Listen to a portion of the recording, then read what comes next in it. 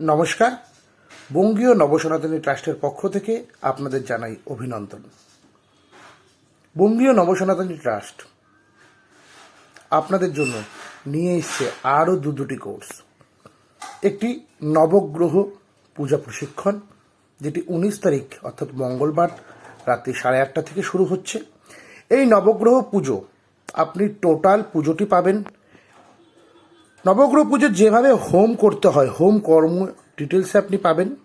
এছাড়াও এই নবগ্রহ পুজো কেন করব, কি কারণে করব, কোথায় করব, এই পুজোর প্রচলনটা কোথায় আছে, বা এই পুজোগুলো কেন করতে হয়, কখন করতে হয়, গ্রহ শান্তির কাজই বা কাকে বলে, এইগুলো নিয়ে আপনাদের পুঙ্খানুপুঙ্খ এই ক্লাসে শেখানো হবে।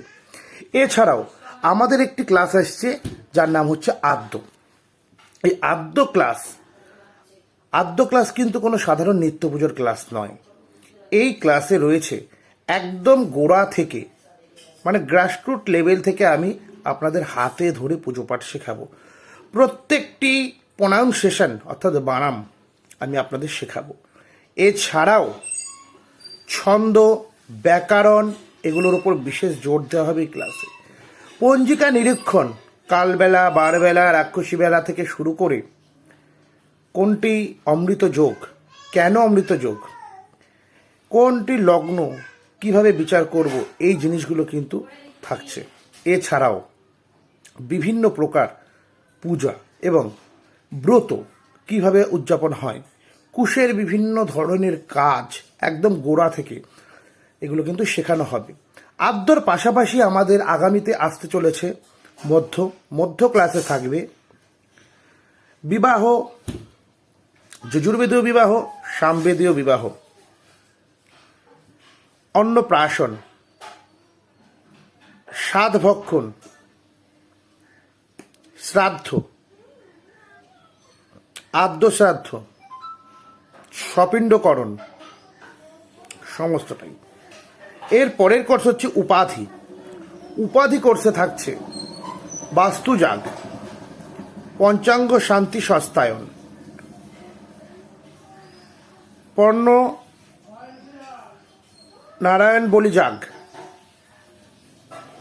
তারপর এছাড়াও যত রকম গ্রহের প্রবলেম বা কারোর মাঙ্গলিক দোষ রয়েছে, কাল সর্প দোষ রয়েছে, এই দোষ খণ্ডন, এই সমস্ত কাজ আপনাদের হাতে ধরে শেখানো হবে। আমাদের